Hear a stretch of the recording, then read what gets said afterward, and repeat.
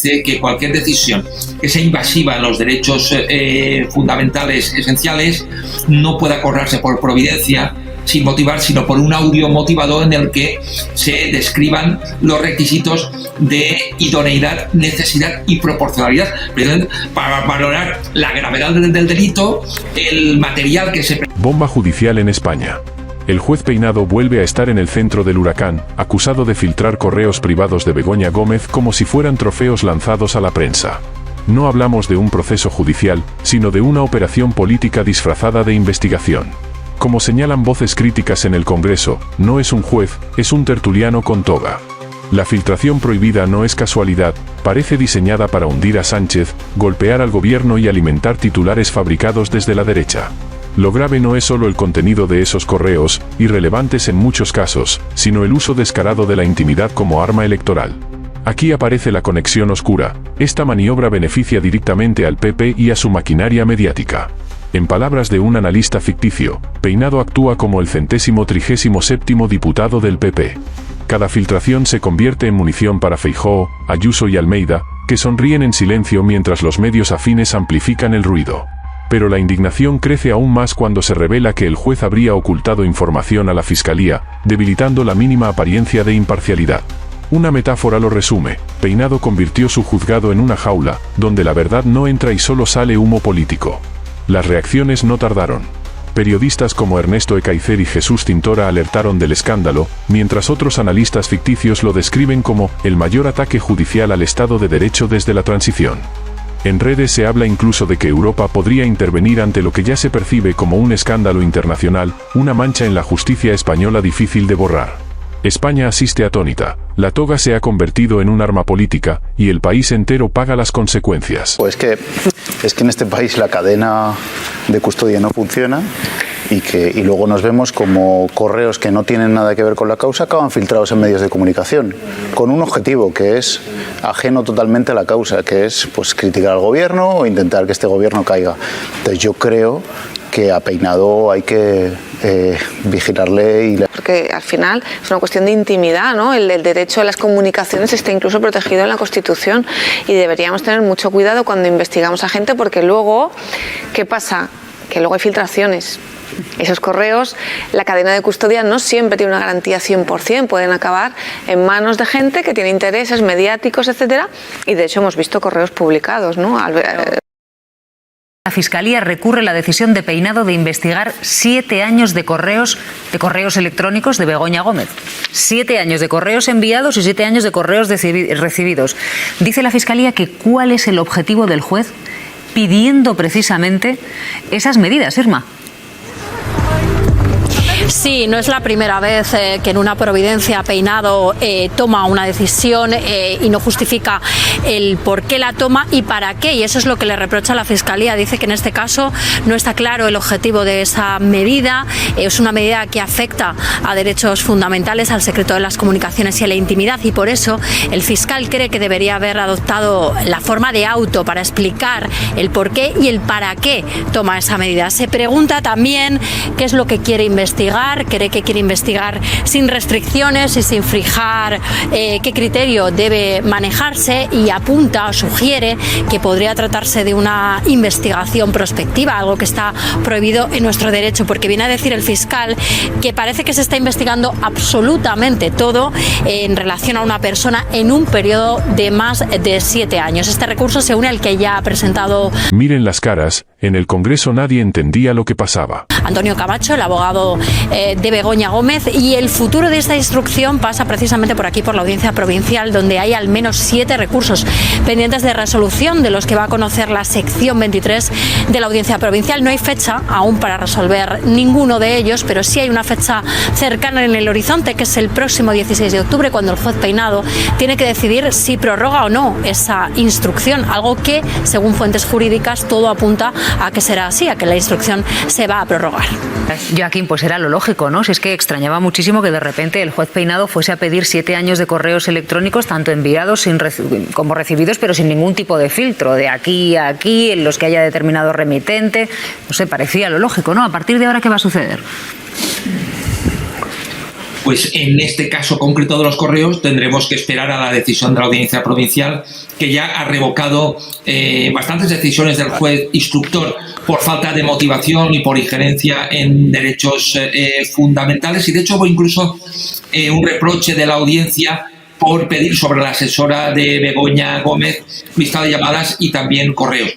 Aquí hay que recordar que hay una jurisprudencia muy consolidada que dice Esto huele a operación política, no a justicia imparcial. que cualquier decisión que sea invasiva en los derechos fundamentales esenciales no puede acordarse por providencia sin motivar, sino por un audio motivador en el que se describan los requisitos de idoneidad, necesidad y proporcionalidad, para valorar la gravedad del delito, el material que se pretende obtener y el hecho de que sea proporcionado desde la perspectiva que la documentación que se busca incorporar a la causa sea relevante, y precisamente todos los correos, sin precisar el interés o no, la conexión o no, puede ser una medida especialmente desproporcionada y además se ha acordado sin un auto motivado. En este caso concreto tendremos que esperar a lo que diga la Audiencia de Madrid, aunque, como digo, los precedentes son que ha revocado bastantes decisiones similares en el pasado. El caso es que la Fiscalía y el juez Peinado Europa mirando. El mayor escándalo judicial desde la transición. mantiene una batalla soterrada desde el inicio de la investigación. Sabemos que la Fiscalía no acusa en este procedimiento y hay un elemento muy relevante que sucede en agosto del pasado año, que es los registros del empresario Juan Carlos Barrabés, que después la Audiencia Provincial, como recordaréis, los anula. Bueno, esos registros se producen un 23 de agosto, entran en el domicilio y en dos empresas del empresario Juan Carlos Barrabés, que está investigado en el procedimiento, y la Fiscalía se queja en un escrito que no le notifican, ojo, la Fiscalía garante de la legalidad, el juez Peinado no le notifica la entrada y registro hasta media hora después de producirse. O sea, es un elemento que pasó bastante desapercibido, pero te da una muestra de la relación que hay entre Peinado y la Fiscalía, que, bueno, en fin, cada uno tiene sus caminos, pero la Fiscalía puso el grito en el cielo porque, siendo la garante de la legalidad, no se entera de que hay un registro uno de los investigados hasta media hora después de producirse. O sea, habla abiertamente de que se lo ocultan. Este asunto llegó a la Audiencia Provincial y la Audiencia Provincial declaró nulos esos registros. Por eso, lo que estamos comentando, que es la Audiencia Provincial la que marcará un poco el devenir de la causa a partir de ahora. Ana. No, a mí me gustaría preguntar a Joaquín, porque mi duda es cuando el juez pide los correos, entiendo que no pide todos los correos de Begoña Gómez, es que me parecería una barbaridad, porque ahí hay correos personales, privados, entiendo que los pide de la cuenta de correo del Gobierno de España. Y lo que yo me pregunto es, una persona ajena al Gobierno de España, que aunque puede hacer tareas de representación, puesto que es la esposa del presidente, tiene ese correo lo puede usar para cuestiones personales, o el juez los está pidiendo porque entiende que solo puede usarlo para cuestiones institucionales y protocolarias, porque yo creo que el matiz va a estar ahí. Usted puede usar este correo solo para acompañar al presidente a una cumbre o para organizar una cena en la Moncloa, o no puede usar este correo para nada más, ni siquiera para cuestiones del colegio de sus hijas. En Estados Unidos el asunto de los correos electrónicos le costó un disgusto muy serio a Hillary Clinton, ¿eh?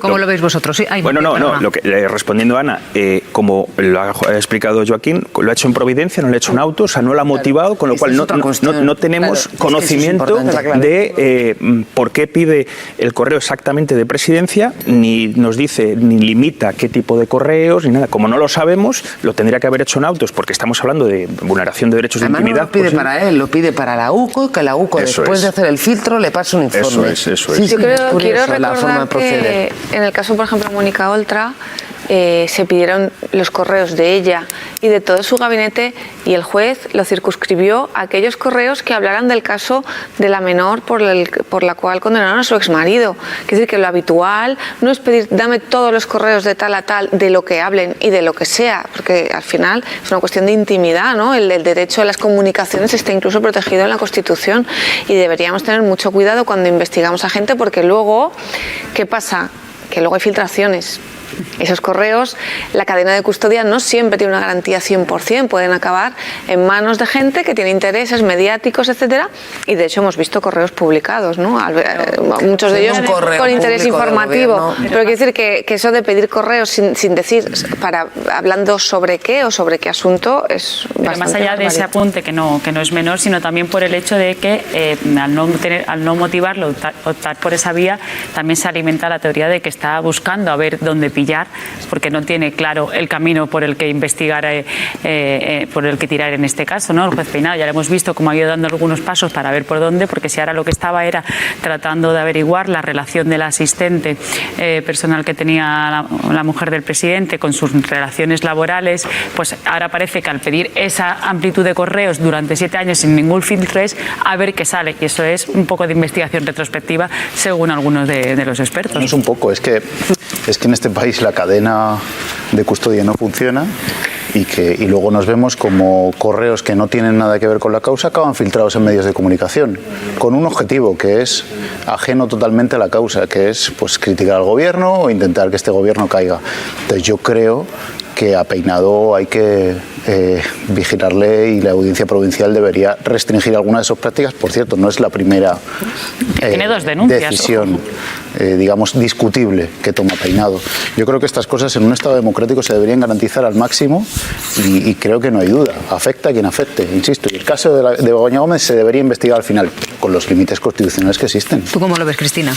Bueno, pues es que efectivamente pedir los correos entrantes y salientes de 7 años sin acotar ningún tipo de criterio da la sensación de que está disparando a ver qué me encuentro, ¿no? Cuando en realidad lo que tiene que plantearse es: estoy buscando esto, vamos a ver si hay algún correo electrónico que me diga que existe esto. Eso que efectivamente, como lo hace Vía Providencia, no tenemos justificación, no nos dice por qué lo busca ni qué busca exactamente, y por lo tanto puede dar lugar, lo decía May, ¿no?, a esa idea de que está mirando a ver si hubiera algo, lo cual es absolutamente contrario. Llegados a este punto, la pregunta es inevitable. ¿Crees que la justicia española está secuestrada por el PP para tumbar a Sánchez? Detente un segundo y piénsalo. Cada filtración, cada maniobra, cada providencia sin justificar, responde a la búsqueda de la verdad o a una operación política en toda regla. Las pausas en el Congreso, los murmullos en los pasillos, los titulares en la prensa afín, todo encaja demasiado bien. Cuando la Fiscalía alza la voz, el juez la silencia. Cuando aparecen dudas legales, se tapan con ruido mediático. Y al final, lo que queda es una sensación inquietante, la toga usada como trinchera política. Esto ya no es un caso judicial. Es un asalto a la democracia. Es el intento desesperado de una derecha incapaz de ganar en las urnas y que busca hacerlo con togas y micrófonos. Esto no lo verás en la tele, un juez convertido en arma política. Si quieres más verdades incómodas, suscríbete y comparte este vídeo. Que no nos callen.